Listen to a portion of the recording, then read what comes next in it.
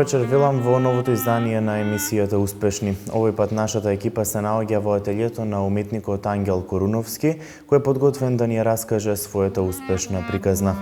Добро вечер, Ангел, и добре дојде во емисијата Успешни.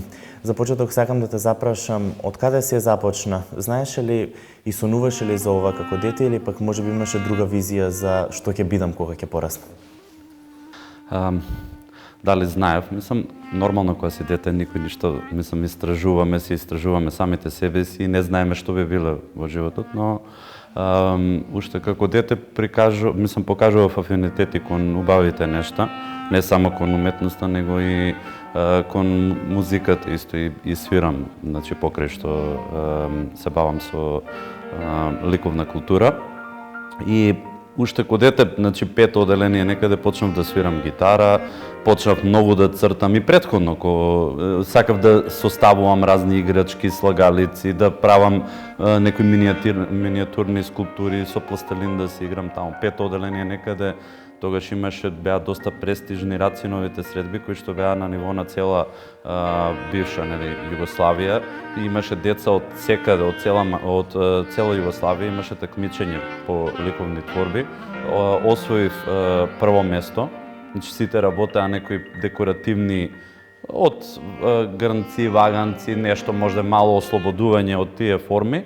Ја ми дадоа грнча, ама го уништив и направив портрет еден.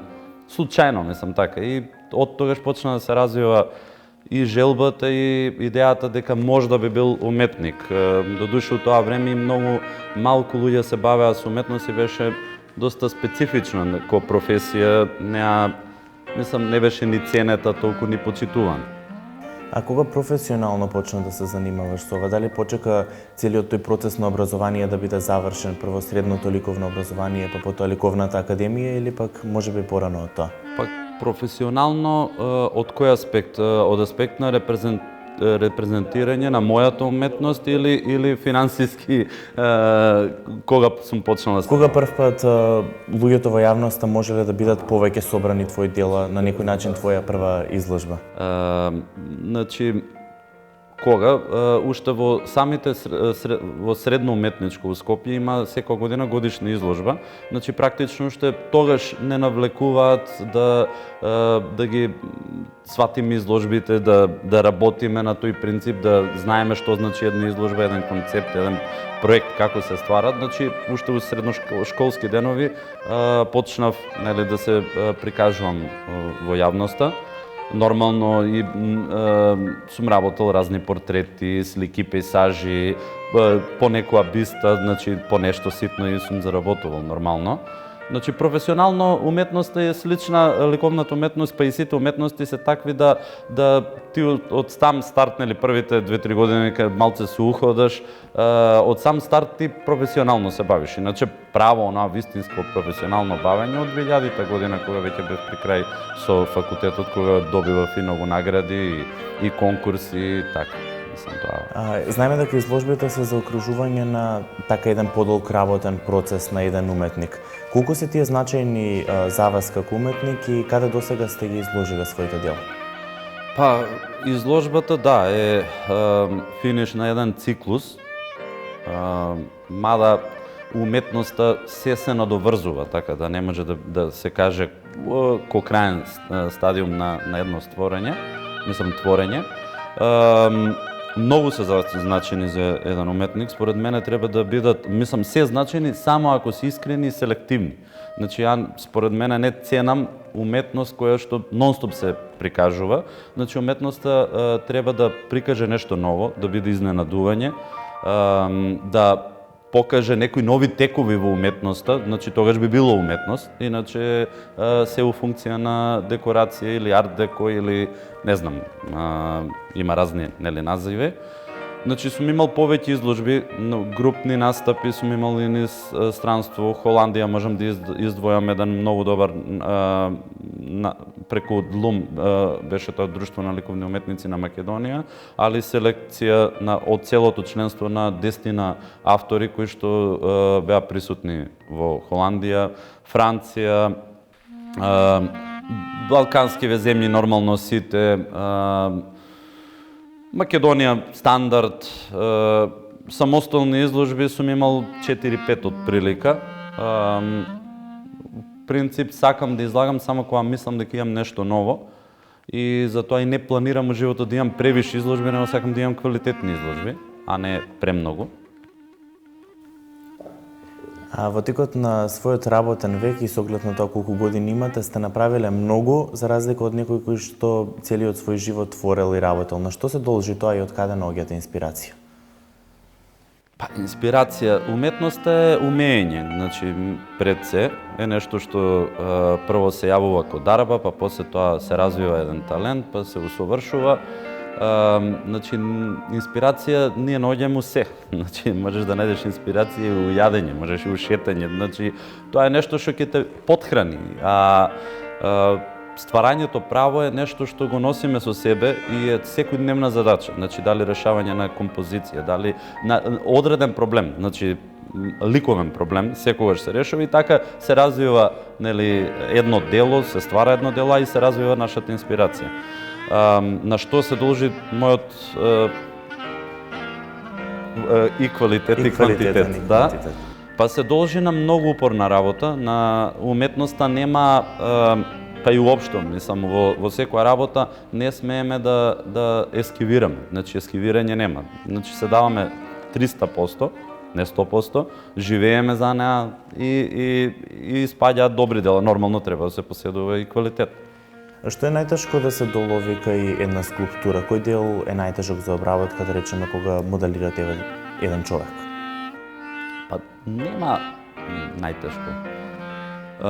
Според мене, кога работиме конкретно за фигурација ме прашавте, значи најбитно е да се долови карактерот, али у суштина карактерот. Значи секој човек, секој физикус поседува една особина која што е карактеристична за него, значи визуелно прво впечатлива, и тоа е најбитно, значи не најтешко, најбитно да се долови.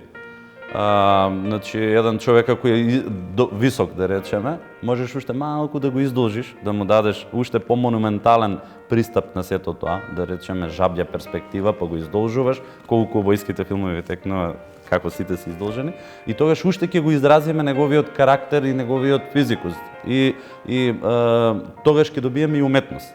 Значи, ако правиме се што гледаме, значи природата е најдобар уметник секогаш, а ние сме тука да разубавиме некое нешто, значи си играме исто како природата, треба да се потрудиме да ја доловиме суштината. Значи тоа е најбитно, според мене. Познат сте на јавноста како скулптор, но исто така знаете и некогаш да насликате некое добро дело. Може ли да се направи споредба помеѓу овие два начини на изразување? Значи, ликовната уметност е кога едноставно работите скулптура, можете и да сликате, можете и да цртате. Едно со друго се поврзани. Значи, нема двоење. Значи, не може да речете, он е многу добар скулптор, а лош сликар. Според мене тоа е просечен уметник. Значи, добар уметник треба да биде буквално за се добар. Буквално за се добар. Значи, ја и у самата скулптура гледам да ги измрдам границите на клишеата. Значи, ако скулптурата е форма, не мора да значи дека е само форма. Значи, ние у природата кога гледаме скулпторски облици, они имаат и боја, имаат и текстура. Така да и јас се трудам во мојата скулптура дури да навлезам некојаш и во некои сликарски тематики, кој што е пейсаж, кој што предели. Значи, пределот, да, ние го гледаме дводимензионално, ама сепак тродимензионален. И во скулптурата сега ми е баш тоа и провокација да баш тоа го работам. Значи, во самата скулптура внесувам цртеж, колорит. Исто и во сликарството, па ги покушавам, мислам, да се изразам литературно, пробувам да внесам скулпторски особини. Дали е тоа осетот за волуменот, за просторот, за плановите. Значи, сето тоа се некои скулпторски тематики кои што ние сме ги совладале многу поедноставно заради решавањето и обликувањето на просторот.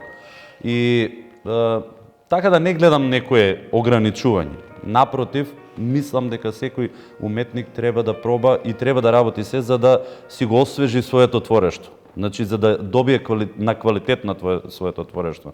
Бидејќи ако работи само една дисциплина, тоа преминува во клише и тогаш нема според мене вредност.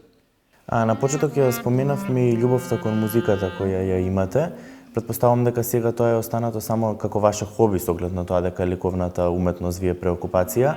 Па наоѓате ли заеднички точки помеѓу овие две работи? Наоѓате ли време за да ја се посветите на љубовта кон музиката? Да, значи уште кога дете имав дилема дали ќе бидам гитариста или композитор, дали ќе бидам ликовен уметник. Значи без музика не можам. Јас сум човек кој што ги сака нештата, да некој хедонизам има кај мене, ги сака ритуалите. Значи секој сабајле кога станувам, свирам најмалку пола сат до 45 минути гитара. Секој кафе, значи никогаш не пропуштам, не читам вестници, значи не гледам вести. Кај мене најчесто се слуша музика и се е посветено на уметност, значи на ликовната култура. Така да тука тоа хоби кое што на моменти дури ми правело сопки, значи не сум знаел дали сум скулптор, дали гитарист, али сега нормално веќе знам што сум. Покушавам да се изразам и на тој начин. Значи свирам доста, слушам музика, слушам џез, блуз, слушам тоа што ме интересира. Моментално Дуке Бојачиев го слушам доста, ми е многу интересен. И така, истражувам, и таму истражувам, затоа што едно со друго се ве надоврзува ко автор, па и ко интелект, па и ко човек. Ако, да речеме, слушате добра музика, тоа ќе се одрази на вашата уметност, веднаш, автоматски. Споменавме музика, споменавме ликовна уметност, која што на некој начин се поврзува и со функцијата која што последниве години ја имате, а односно сте раководител на колонијата Папрадишки мајстори. Колку се пронаоѓате во оваа улога и колку самата колонија е значајна за самите уметници? Па, колку се пронаоѓам. Значи, тоа е, за жал, единствена манифестација во градот од тој аспект. Значи, би било уште подобро кога би имало и повеќе, па и кога би се разграниле, кога би имало и скулпторска, и значи, колонија на копаничари, и нормално оваа колонија, која што е традиционално веќе 2 година, 12-та, се пронаоѓам, како не. Мислам, тоа е многу благодарна работа, поготово за градот. Значи, оставаме нешто што е можда и единствено од сите манифестации утрајно наследство на градот и се збогатува и збирката и едноставно почна веќе да се дела на реверс по сите институции, тие заличуваат. Значи, тоа е ширење на култура, меѓу другото. И е многу убава и многу благодарна работа и се пронаоѓам. А за уметниците е многу значајна ликовната колонија заради тоа што таму има значи споделување на искуства. Уметниците се дружат, заедно живеат, заедно спијат. Значи тие 10 дена се изолирани од сите своји претходни активности и тука многу уметникот може да го освежи своето творештво, гледајќи од другите и конверзирајќи, значи кај што се јавува конверзација, таму ностоп се разговара за уметноста, значи за достигнувања, за некои естетски размислувања, секој уметник у вечерните часови тоа правиме, разговараме и црпиме искуство. Значи, мислам дека се круцијални, многу значајни ликовните колонии. Долгогодишната работа ви донесе многу награди и признанија. Колку наградите се значајни за еден уметник? Уметниците се емотивни луѓе, со тоа значи си носат и своји последици кои што се блага депресија и такви некои работи.